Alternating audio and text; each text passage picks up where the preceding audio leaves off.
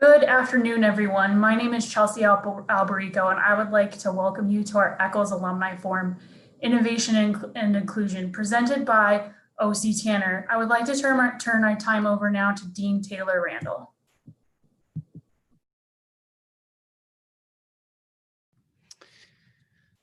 Well, hello, everyone. We are thrilled that you're here for our forum on innovation and inclusion. We're just really excited to have James Jackson with us here today.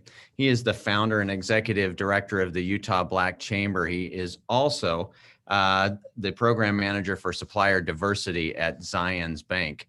James, we'll have you turn on your camera, and I'll lay down just a couple of ways we want to interact with those of you in the audience. If you'd please start sending us your questions. I will begin to work those in as James and I have a conversation.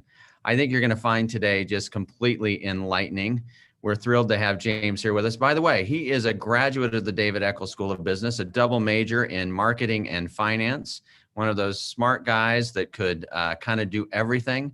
It is rare you see a brain that can take finance and marketing and stick those things together. James, welcome today. It's great to see you. Thank you, Dean Randall, for having me. I don't know if you necessarily call me the smart guy. It was more forced, and then marketing and finance definitely does not go together, as I realize in my career path. And now I'm in neither one of those at the moment. Well, James, before we get going on some questions on our topic, tell us a little bit about yourself. What makes you tick? What motivates you? What are the things that you kind of like to do? Family will call me basically a nerd, because I definitely am. I work hard. I'm driven by just really what being a Utah native and seeing the changes that we have and the potential that we have. I just work every angle I can with the influence and the connections that we have within the chamber and within the bank, and just overall the influence that we've gathered over the last about dozen years. But like I said, I'm a native of Utah. Grew up here. I appreciate the landscape that we have. I think we live in a postcard. I live about a mile away from two canyons up here in Olympus Cove area, and so I just love taking a stroll here, looking at the beautiful mountains. Hopefully this fire goes out really soon here. That's heartbreaking to see there. I love to hike. I try to do outdoor stuff as much as I can. Not saying I'm a pro at any of it, but I do like enjoying what Utah brings, and of course traveling. I have three kids. Two of them are U of U students at the moment, and we have a high school student as well. Well, congratulations on all your success. I want to start a little bit with this startup you've got going on. We call it the Utah Black Chamber. Tell us the genesis of the idea and what it's trying to achieve and kind of where you are in this evolution. Yeah, absolutely. Utah Black Chamber was founded in 9/9/09, so we're in our 11th year at the moment, and it was kind of a startup for the first 5-6 years. Someone inspired me to start it up, and it was a long story short. I had really no idea what I was doing. I had no experience in chambers of commerce or business or nonprofit, and so I spent years working with mentors, other chambers across the state, and figuring out how to tailor this towards the small Black business community. And then about 2014, 2015, I finally found some other leaders that bought into the vision, helped build it out, and feel like we had a good amount of framework. And also a lot of corporations were reaching out to us about looking to diversify their talent. And that was something we never really looked at. We were always looking at building the Black businesses here in Utah. And as we investigated more, it did make sense that we had the pulse on the Black community, working with several other the Black organizations as we work to kind of unify the Black community. We're one of the advantages of Utah is that we're so integrated. We're spread out all over the place. It's not like a pocket where you can go find the Black community or the Hispanic community or the Asian community. We're just integrated all throughout the valley. The consequence of that, however, anyone moving into Utah really has trouble like finding their tribe. Like, where do I find, the different diverse communities that are here? And so we kind of became the hub for the Black community in introducing people to the Black community. And so we used that as a strategy to kind of help build and continue to elevate Utah's overall diversity, not just in the Black businesses, but our Black professionals and just the overall Black community. Tell us, many of our listeners may not understand how robust the Black business community is here. Maybe you could describe it a little bit for us and give us some of the highlights, some of the businesses you like to watch. Yeah, I mean, usually when people think of Black businesses, they always refer to barbershops and food, but we have such a diverse industry, diverse in industry as far as our Black businesses. Our chairperson runs an arbitration firm. They help people get their money. So if you have anybody that's, owes you money right now, then he's that guy to get with you. We have real estate agents, we have mortgage lenders, we have a lot of tech companies, law firms, and just a real plethora. Those are just some of the businesses that come off the top of my head. In July, we rolled out like Utah's Green Book online. So you can go to www.utahblackpages.com and take a look at all the different types of businesses that we have here in the Black community. And that's just a growing directory. We probably only have a third of the Black businesses in that directory, and we're hoping to continually add more. So if people know of a Black business, we would love to have them. They can enroll for free on that website, because we just want to have a mechanism for people to know who our Black businesses are. Then we have services, a free trial offered by Podium when they enroll in that website. Oh, that's fantastic. So for businesses that want to get involved with you, what's the best way to do that? Well, we have our website, utahblackchamber.com. It's an online application. We have different levels. So it doesn't matter whether you're a student or a big corporation. We have different levels that cater to what you want, how you want to engage with the Black Chamber. We're one of the few chambers within Utah that has no staff, right? We rely heavily on our members to engage, and which is one of our biggest values, right?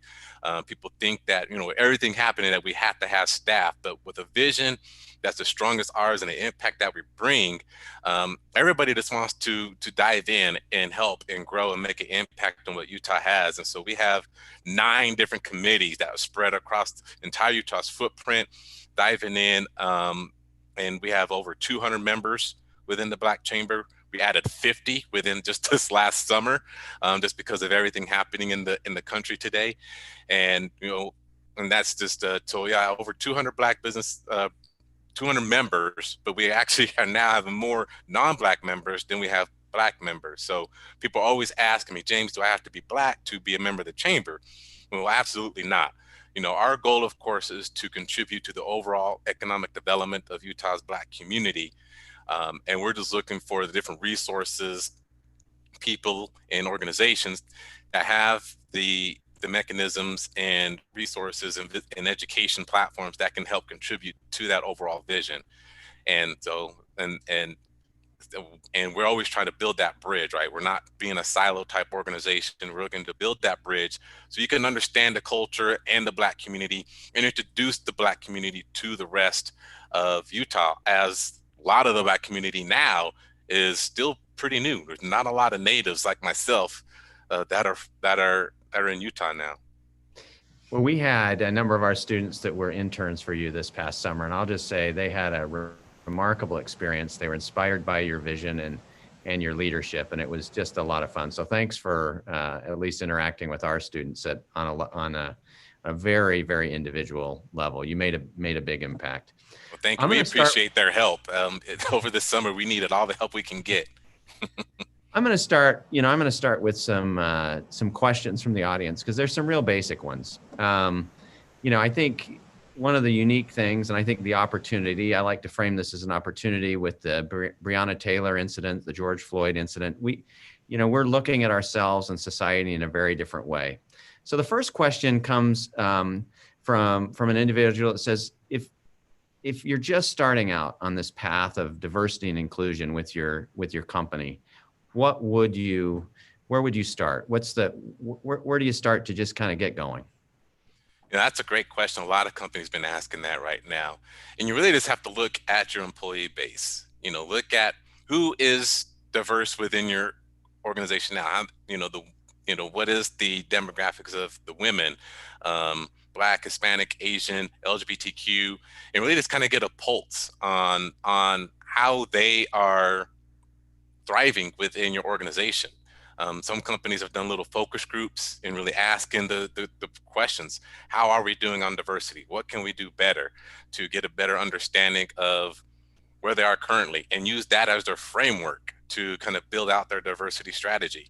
And, not necessarily on your diverse employees to kind of build out that strategy, but get an understanding of what would help them grow, what help them to help become more of their authentic self, their full self within within the company. What challenges are they experiencing, and just use that as their framework to kind of um, build out a culture that is more welcoming and inclusive. And that can come into where maybe you need to hire a diversity consultant, or maybe put together a diversity council or an employee resource group to help roll out that type of strategy for your company. So I'm an employee. I care a lot about diversity inclusion. My company doesn't seem to be taking it as seriously as I would like them to, or maybe not seriously at all.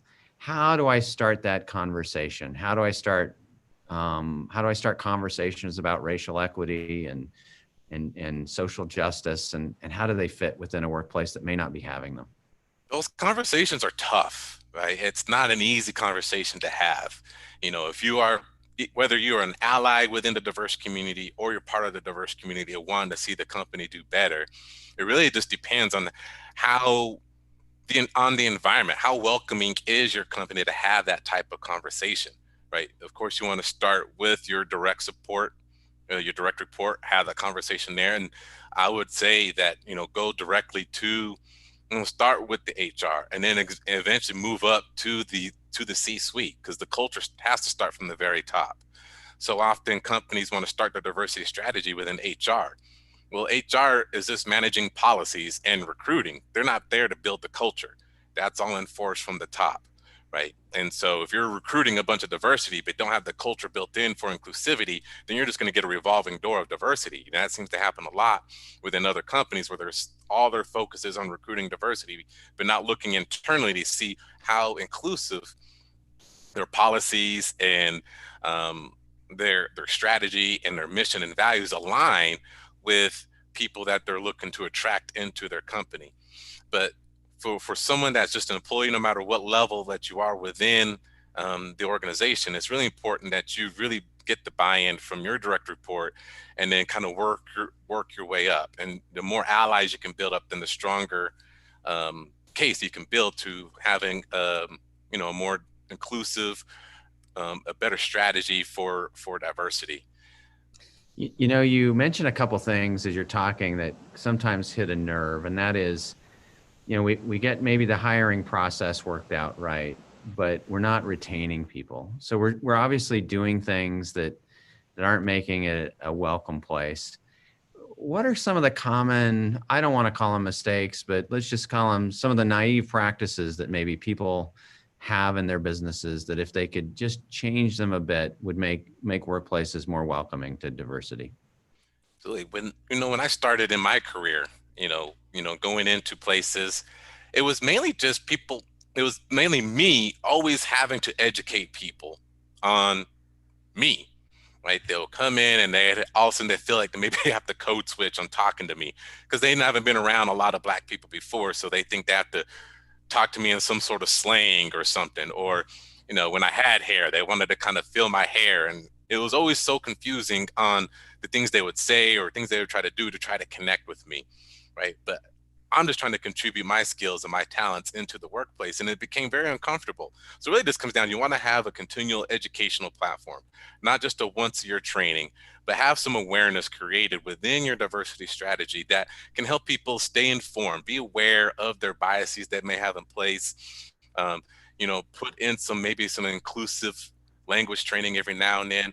And this is where a diversity council really comes into play. We start with the diversity council on identifying what challenges are there to kind of put things in place.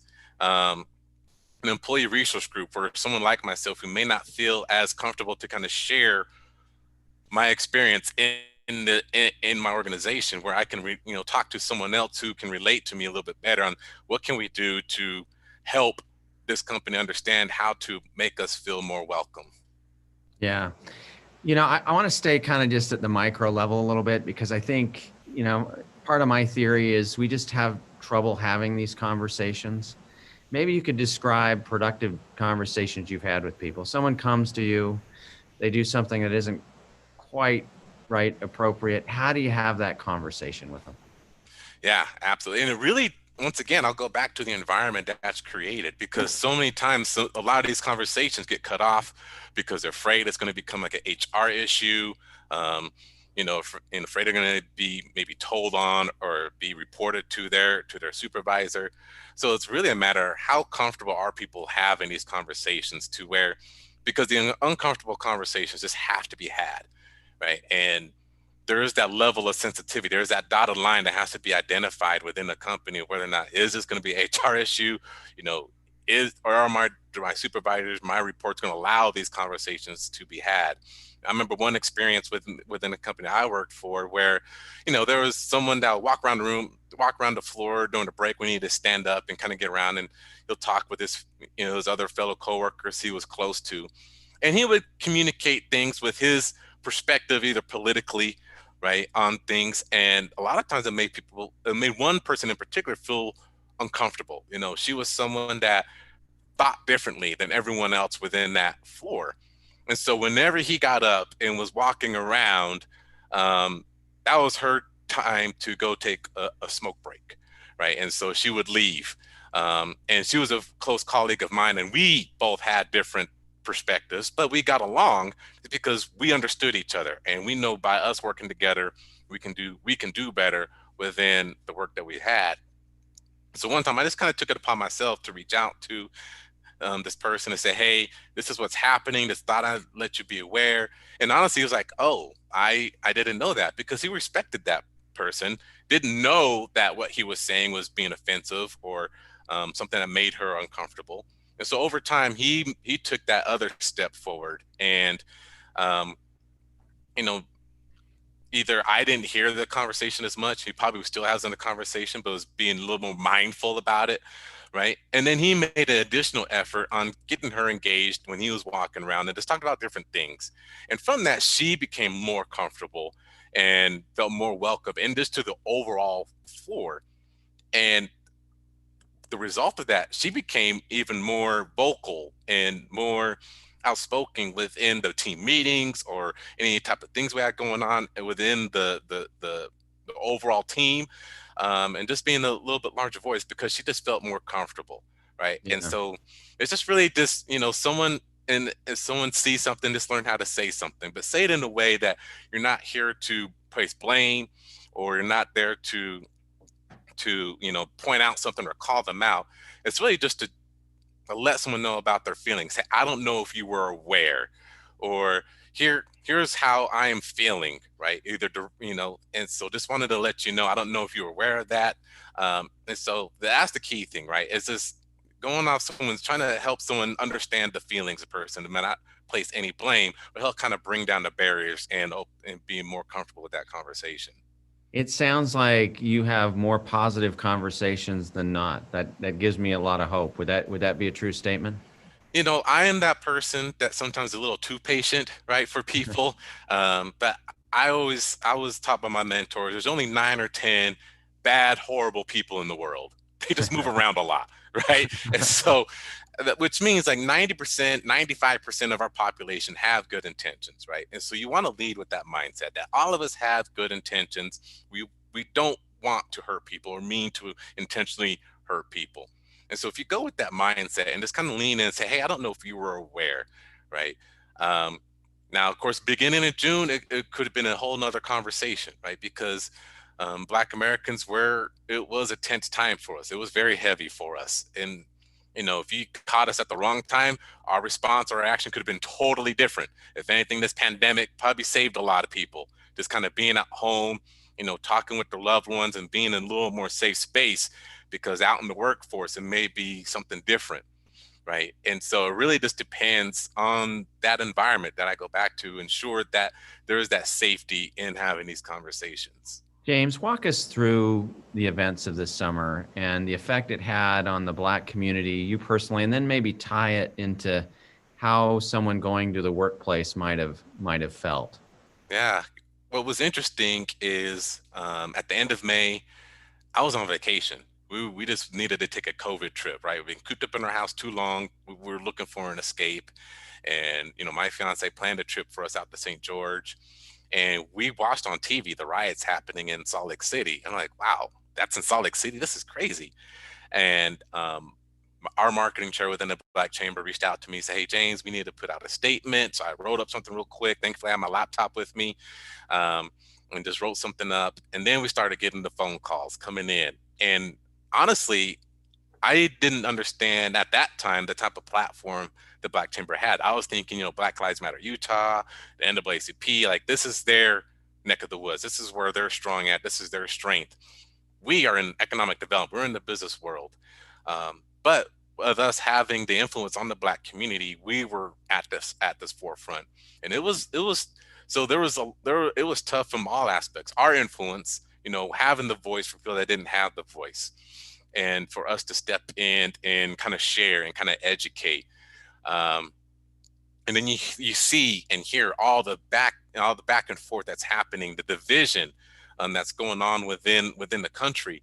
That weighed even heavier on us because all this time we've been working to give share with people, educate. This is what's happening within the Black community, and now more than ever, people are now seeing it, and people are now listening. But then there's other folks, right, that refuse to listen, refuse to understand, and so all this comes up. We encounter what's called this racial battle fatigue, and so it was 5 times heavier than it's ever been in June, where I can be sitting at eating dinner, and then all of a sudden I would just break down and cry, just thinking about all the events that have occurred and feeling the pain from our community, and just knowing the weight that I've been given, the responsibility I have to ensure that I can continue using the Chamber's platform, my platform, to educate people, create some awareness.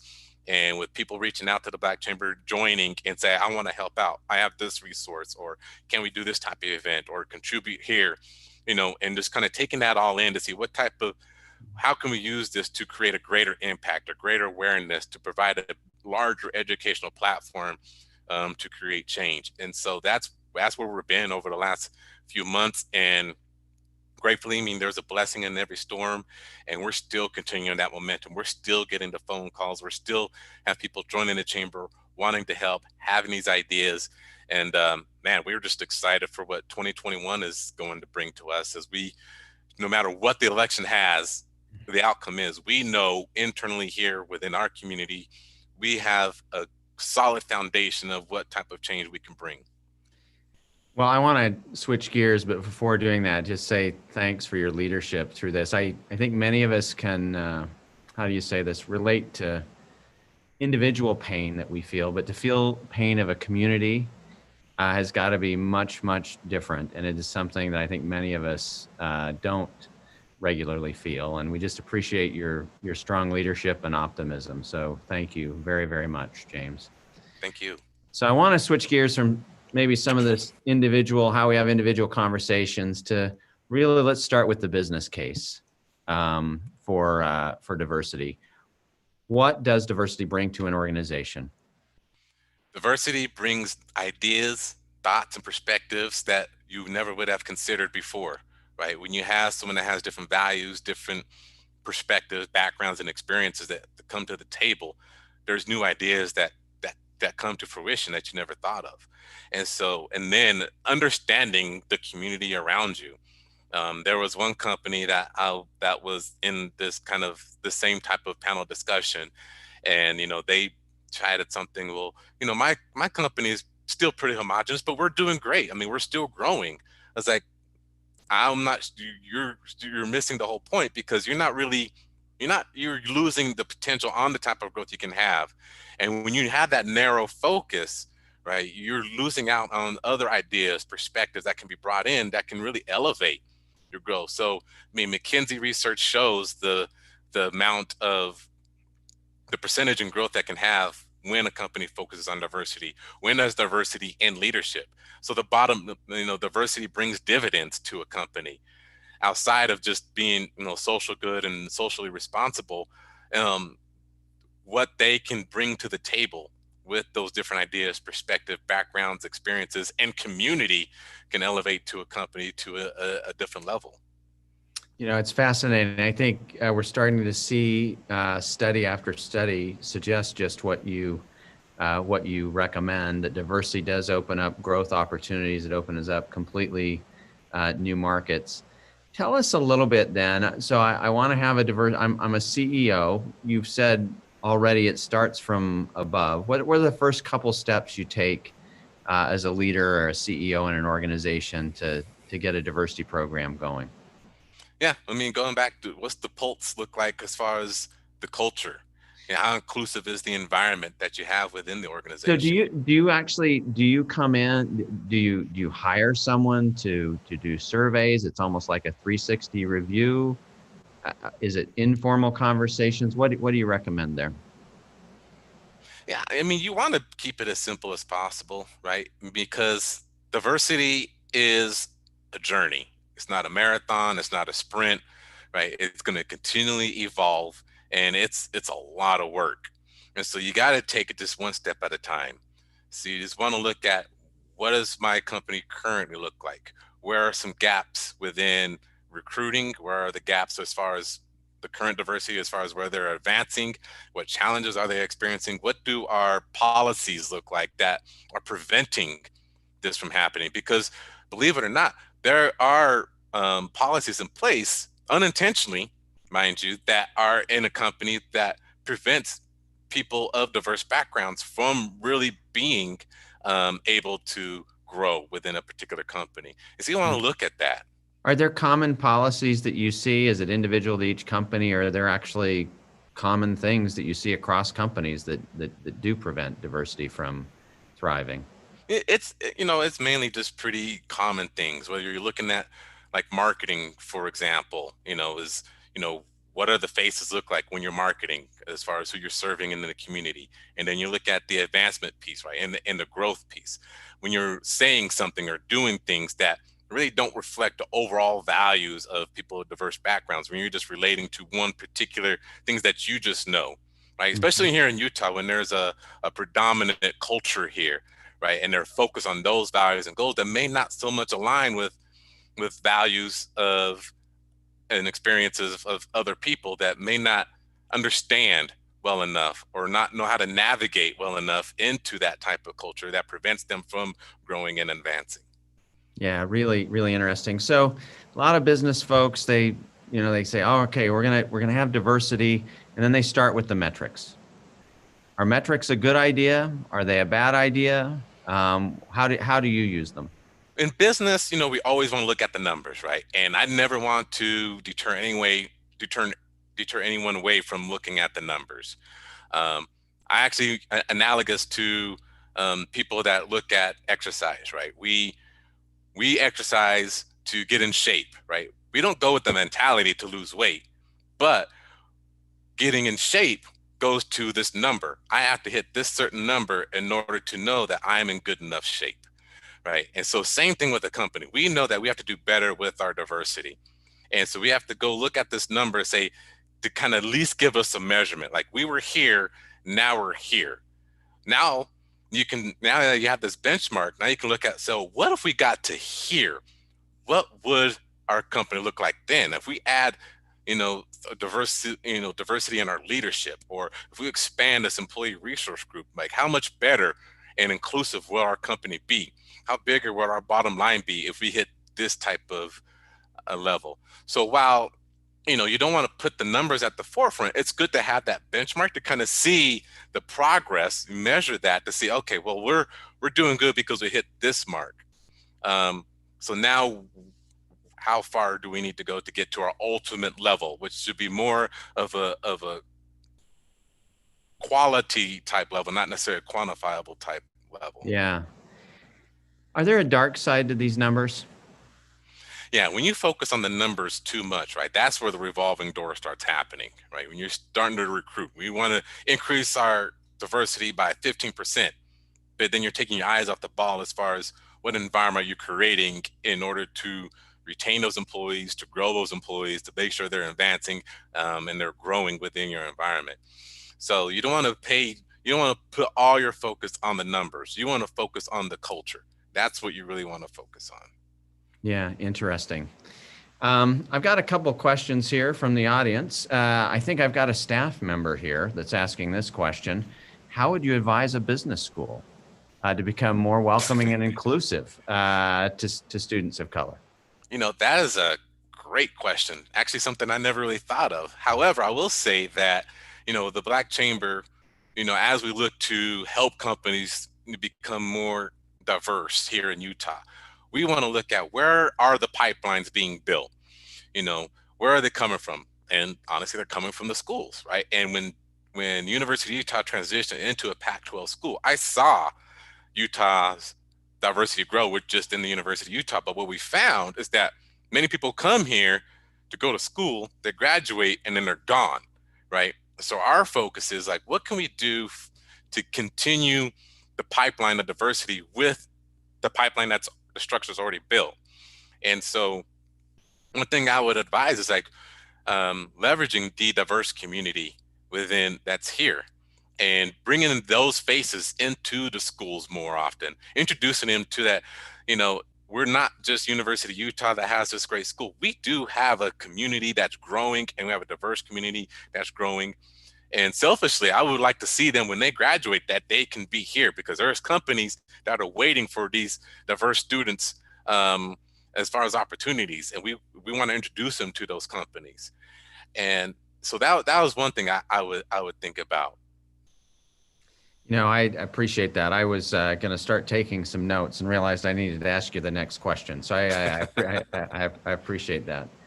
So we've got some questions about different, I would say different dimensions of diversity. So we know we've got kind of racial composition, but the question comes around also intellectual diversity, and how does that fit into your view of an organization?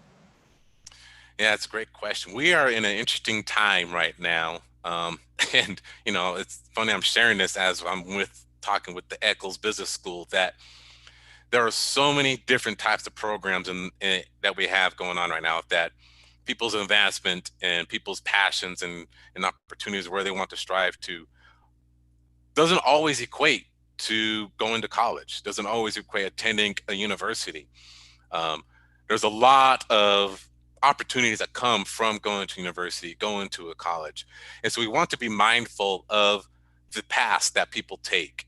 There is someone that I know that didn't attend college and does a lot better than I ever would have, or is doing a lot better now without a college degree than me with, a few college degrees. But I would definitely count on that person to lead within the organization, because he does, within the chamber. Consider that person as a good friend and a mentor. Always lean on him for his leadership, and he brings a different type of perspective outside of what a college degree provides. Within all of his experiences and his growth. Right. So we have to pay attention to people's stories and their past as far as they get to the level that they are now. And once again, going back to the numbers, we always want to focus on the GPA or what school they attended from. Now, while we don't want to lower the standards, we want to expand our net and understand those experiences and those stories of what they can actually bring to the table. I think about this as an example, like American Idol, right? I'm always going for those underdogs of people that maybe are homeless, or they're living in a tough environment, and they're using this as their escape to say, this is my path that I want to get to in life. Like, this is my passion to sing. And, I'm always rooting for them, and they get to the top 5 and I start getting all emotional, like, oh my God, they made it. But they have this certain talent and skill that's getting them to that level, and it's teaching them this leadership growth, it's teaching them, personal development, it's teaching them all these things to get towards that particular level. You must be a fun person to interview with. You're probably asking very, very probing questions, and just who knows where that interview will go. A couple other questions here. Rachel asks, what's the most effective workplace exercise or activity that you've seen to kind of diffuse racial or or tension revolving around diversity in the workplace? I like the employee resource groups. Employee resource groups are those groups where there's a Black business forum or an Asian business network where people of particular racial groups or minority groups will get or creates like a forum within the company, a forum where they can go to kind of share their experiences, their their perspectives, and really make them feel more welcome within a particular company. But also, this is a resource that people can use to get educated on a particular community, get better informed on how to interact in the culture that is set there, and helps the company even grow so it can be more inclusive for these different types of communities. So it really kind of builds a stronger bridge, that stronger connection with those different communities. And they can create several different activities, whether it be a forum where they invite a guest speaker in, or they always events are always just around food to kind of people get to create some sort of social aspect. Now, things may be different in this kind of pandemic environment, but this is also for a company that's even national, right, to get more of their employees engaged in doing a digital type of forum. There's a big company that, doesn't have a whole lot of Black employees here. They have like one or two, but nationwide, they're very diverse, and they have these employee resource groups, mainly in their headquarters. And these employees are kind of feeling a little bit left out, weren't feeling as included in what's going on, and pretty much looking at an exit strategy. And when I was golfing with a friend of mine who shared with me this, is like, well, why not use your virtual platform that you have, whether it be Microsoft Teams or Zoom or WebEx, and do a digital type of ERG activity or event to get them included. And a light bulb went off, and now more and more companies, I'm not saying this is my idea, I'm pretty sure, but more and more companies are seeing that opportunity where when they have a small diverse community in certain areas of the country, they can bring them in digitally and get them connected with other types of diversity happening around the state or in the country. You just provided the perfect segue to a question that was asked by Christine. She wanted to know if the virtual environment helps or hurts diversity in the workplace, and maybe let's think about how it might be hurting, because I think you answered how it can certainly be a positive by pulling different groups together. But how might it be, this virtual work environment that we have, how might it be hurting diversity, and what could we do to mitigate that potential damage? Yeah, it makes it more challenging, right? Especially if a company doesn't have a strong diversity strategy, and they're looking to now diversify their workforce, and they have to onboard people virtually, and now they're meeting people within a screen, and people are working from home, and I feel like this pandemic is really, there's this balance now. Do I get rid of my office space, or do I not get rid of my office space? People are seeing the value now. Well, people are being more productive at home. We have to understand that they're being productive because they already understand the culture and the environment that the company has already. But when you're recruiting new people, they don't know this culture of the environment you have set up, because their culture now is at home and they're meeting with you digitally. So that culture takes time now, a lot longer to grow, because they don't see the overall environment. They're not in a team meeting around people. They're not talking or interacting with people daily, right? You're just not sitting there going to be IMing people all day long, right, in this virtual environment.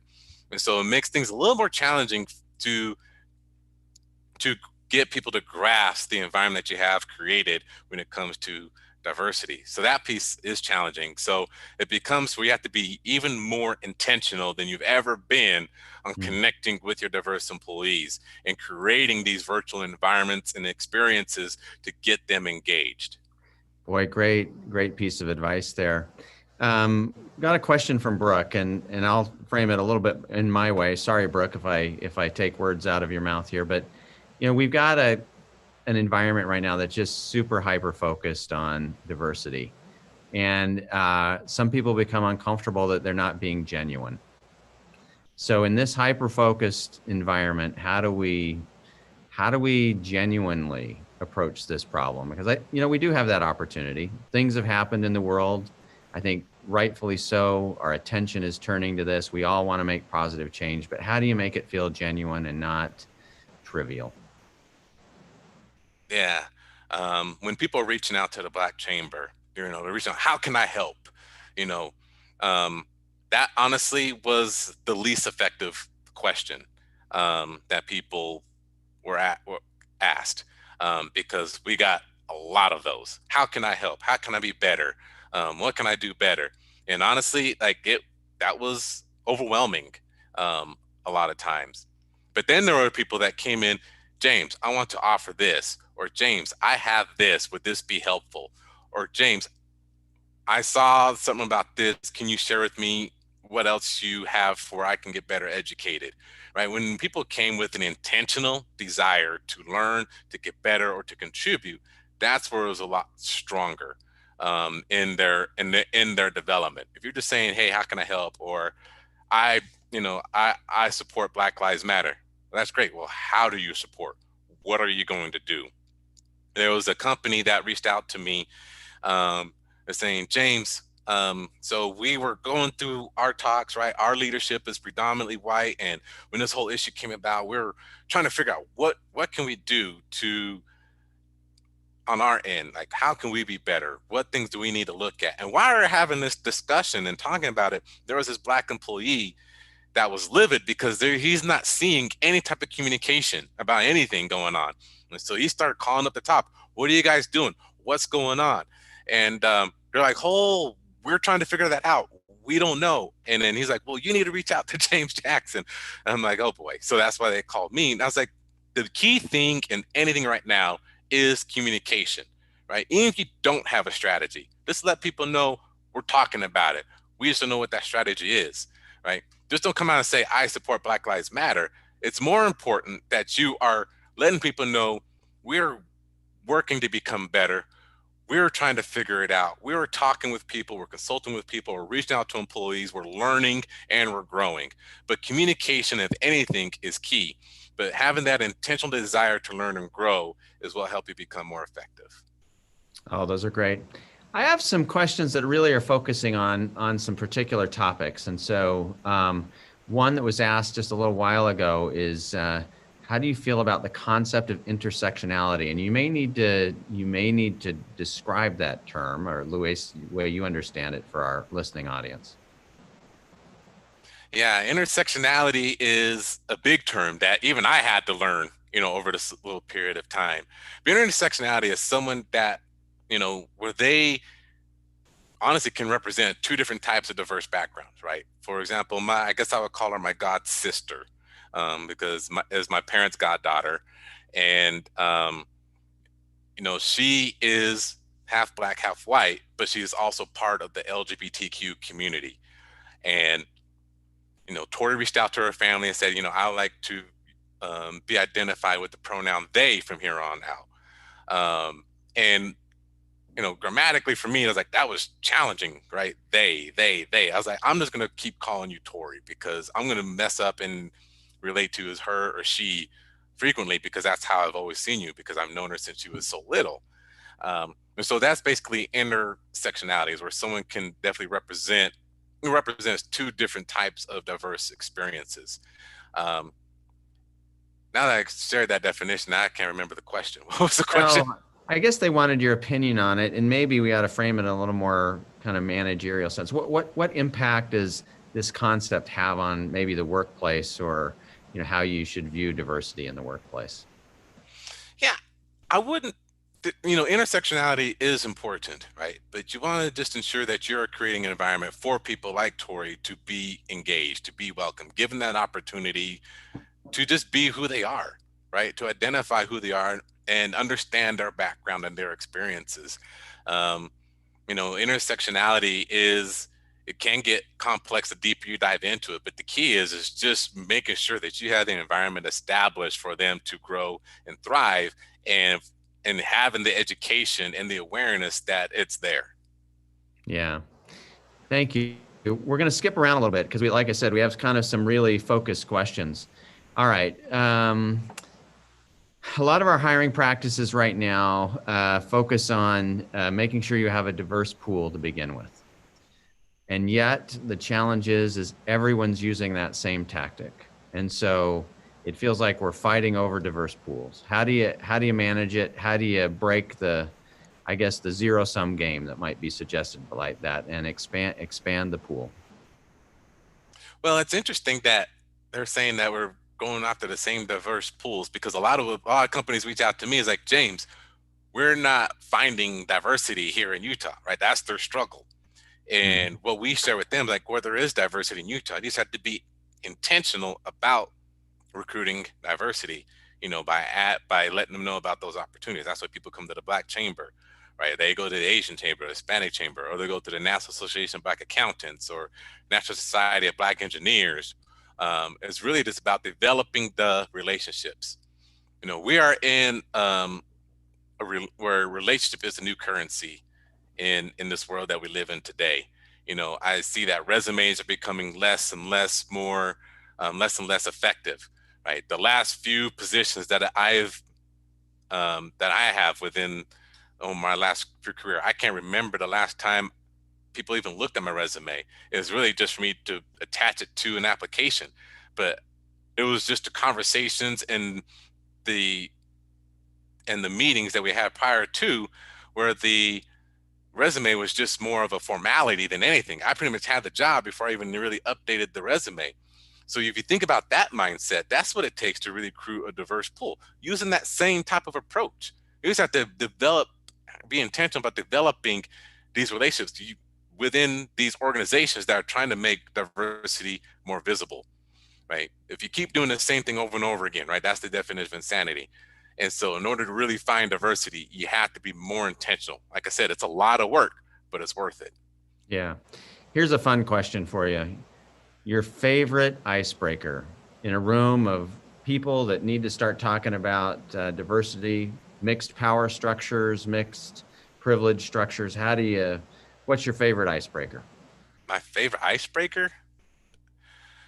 I honestly, um, I'm not sure if there's really a need for an icebreaker, right? When you're coming in, like I said, you want to overcompensate for what your intent is on trying to elevate diversity. You want to ensure that you're coming into an environment where you just want to make people feel welcome. They don't want to make people feel weird or awkward or anything. You just want to find a way to just make people feel welcome. I can walk into a store or a restaurant or company and know immediately whether or not that company has an inclusive environment based upon how I am greeted, right? And so pay attention to just the greeting itself. Like when people walk in, the icebreaker for me, smile. Keep it as simple as that. Well, you are gifted with a great smile. So Thanks. I'll recommend that to all our folks. At least practice that. Interesting question just came across, and let me see if I can frame it. We want to know what the best way is and how to fight racism. We talk a lot about systemic racism, so I suppose you could fight it at that level, but there's also just at an individual level, right? Individuals, it's rooted in what they believe. So how do you view those two, kind of systemic versus individual, and how would you approach the problem? It's education. That's all it really comes down to is being willing to educate people, having the tools, having the resources, having being able to help navigate people through the systemic racism that's happening, and being willing to have the uncomfortable conversation. We're always constantly looking for people, as we like to call the allies, who can help us in these conversations, right? Where an ally's voice is most times stronger than our own, and so we lean on that as well. But all of this really comes down to education. It's not really this back and forth thing. You really have to kind of go to them. Through this last several months, I've been talking to people to kind of share, how to really combat this. And it really comes down to people need to listen to understand rather than listen to respond. And the analogy I like to use is that you can imagine two bodies of land that are separated by water, right? And this piece of land has this perspective. This piece of land has that perspective. And in order for people to understand each other's perspectives, right, there has to be some common ground found. But in order to do that, there has to be some sort of bridge to bring that common ground together. Right now, that bridge is up, and we're just talking across the water, and we're just hitting the bridge. No one's really wanting to understand. We're just responding, right? And so in order to get people to listen, to understand, you have to really go to where they are, and get a feeling, and have the uncomfortable conversation to really understand where they're coming from. And when you understand where they're coming from, your goal is to find some common ground to where you can actually have a more civil discussion and dialogue. And then that bridge starts calming down.